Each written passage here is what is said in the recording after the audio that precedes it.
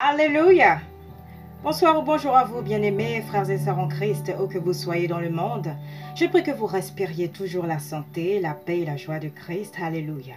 Alors, continuons de glorifier notre Seigneur et Sauveur Jésus-Christ de Nazareth dans tout ce que nous sommes. Et puis par rapport à ce message, ainsi que nous verrons, qu'il m'a insufflé dans le cœur, êtes-vous prêts pour l'avènement du Seigneur? Nous lirons dans un premier temps ce que soumet l'apôtre Paul dans la seconde épître aux Thessaloniciens. Alléluia. Que personne ne vous séduise d'aucune manière, car il faut que l'apostasie soit arrivée auparavant et qu'on ait vu paraître l'homme du péché, le fils de la perdition. L'adversaire qui s'élève au-dessus de tout ce qu'on appelle Dieu ou de ce qu'on adore, jusqu'à s'asseoir dans le temple de Dieu, se proclamant lui-même Dieu. Ne vous souvenez-vous pas que je vous disais ces choses lorsque j'étais encore chez vous? Et maintenant vous savez ce qui le retient, afin qu'il ne paraisse qu'en son temps, car le mystère de l'iniquité agit déjà. Il faut seulement que celui qui le retient encore ait disparu.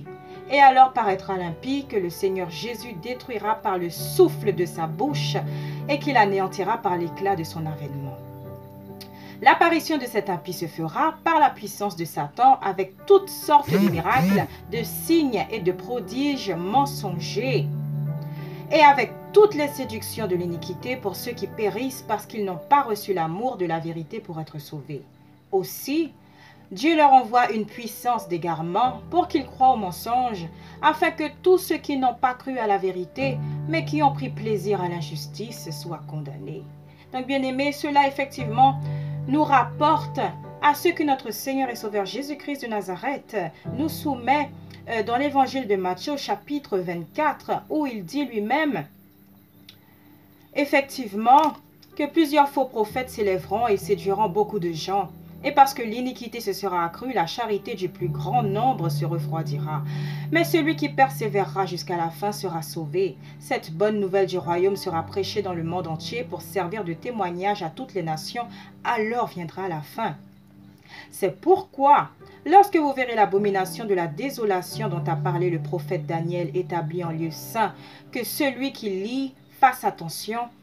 Alors, que ceux qui seront en Judée fuient dans les montagnes, que celui qui sera sur le toit ne descende pas pour prendre ce qui est dans sa maison, et que celui qui sera dans les champs ne retourne pas en arrière pour prendre son manteau. Malheur aux femmes qui seront enceintes et à celles qui allaiteront en ces jours-là. Priez pour que votre fuite n'arrive pas en hiver, ni un jour de sabbat, car alors la détresse sera si grande qu'il n'y en a point eu de pareil depuis le commencement du monde jusqu'à présent et qu'il n'y en aura jamais. Et si ces jours n'étaient abrégés, personne ne serait sauvé. Mais à cause des élus, ces jours seront abrégés. Alléluia.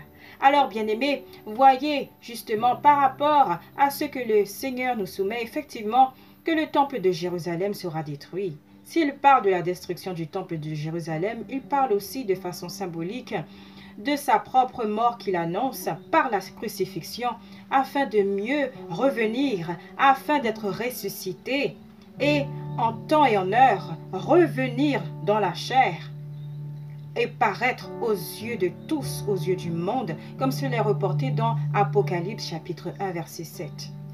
Alors nous voyons effectivement, comme il est annoncé également, que ces choses n'arriveront pas avant que l'apostasie ne se fasse, c'est-à-dire comme nous l'avons vu, que l'adversaire se proclame Dieu lui-même et s'asseye dans le temple de Dieu. Alléluia. Nous voyons d'ores et déjà cette apostasie se manifester dans les églises et nous savons ainsi que cela ne fera que se décupler. C'est pourquoi il faut, bien aimer, que nous soyons attentifs à tous les signes que le Seigneur ainsi nous soumet par sa grâce. Il faut véritablement que nous ne négligions pas les prophéties parce que véritablement c'est par elles que nous pouvons nous situer en ces temps de la fin que nous traversons, je vous le rappelle, comme justement le prophète Daniel l'annonce au chapitre 12 dans son livre dans l'Ancien Testament, que cette désolation qui se fera sera justement la sonnette d'alarme pour que les saints de Dieu, ceux qui sont marqués de son sceau, ainsi soient épargnés, parce que le Seigneur lui-même l'a dit, que parce que nous gardons la parole de la persévérance, de l'endurance dans la foi, alors oui, il nous gardera à l'heure de la tentation. Et comme nous le voyons ici, comme le Seigneur le dit, parce que l'iniquité se sera accrue, la charité du plus grand nombre se refroidira. Mais celui qui persévérera jusqu'à la fin sera sauvé. Alors voyez ici, bien-aimés, que bien qu'effectivement nous connaissons des temps turbulents, il faut que nous continuions de pratiquer la miséricorde.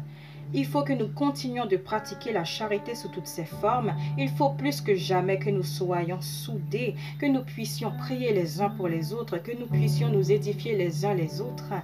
Et qu'en toutes circonstances, nous adressions au Seigneur des actions de grâce par la prière, par la louange, l'adoration, les supplications, le jeûne, tout ce que l'Esprit Saint nous insufflera dans le cœur, parce que je vous le rappelle, bien-aimés, que l'Esprit Saint que le Dieu très haut et très saint nous a promis, ainsi c'est lui, l'Esprit consolateur, qui fait que patiemment nous attendons la venue de notre Seigneur. C'est lui-même, l'enseignant par excellence, qui nous soumet absolument toutes choses et qui nous rappelle tout ce que le Seigneur a dit, parce que le Seigneur lui-même, tout ce qu'il a dit, lui vient du Père, et nous savons que tous trois ne font qu'un. Et en ce sens, nous-mêmes, nous ne faisons qu'un avec Christ, de la même manière que lui-même ne fait qu'un avec le Père. Alléluia. Alors, bien-aimés, toujours, attelons-nous justement à garder nos yeux et nos cœurs rivés sur le Seigneur en toutes circonstances, parce que l'Esprit Saint, c'est l'esprit de vérité, ce n'est pas l'esprit de confusion, ce n'est pas l'esprit, bien-aimé, de division, ce n'est pas l'esprit de médisance, ce n'est pas l'esprit de commérage. C'est l'esprit justement de bienséance, de bienveillance. C'est l'esprit de sainteté, de pureté, de tempérance, de patience, de persévérance et d'endurance. Alors oui, continuons d'invoquer le Seigneur, continuons d'invoquer son Saint-Esprit, afin que nous en soyons remplis jusqu'à n'en plus pouvoir. Alléluia. Et qu'en ce sens, nous puissions effectivement continuer de confesser tout péché. Parce que n'oublions pas, bien-aimés, que nous constituons le corps du Christ. Et en intercédant les uns pour les autres, nous faisons que ce corps du Christ, ainsi, si souillure il y a, si gangrène il y a, alors ce corps est littéralement dépouillé de toute iniquité. Les âmes sont purgées, afin que la lumière de Christ soit et demeure dans les cœurs. Et n'oublions pas que ce sacrifice parfait que le Seigneur constitue une fois pour toutes et pour tous, son sang précieux parle encore, il prévaut.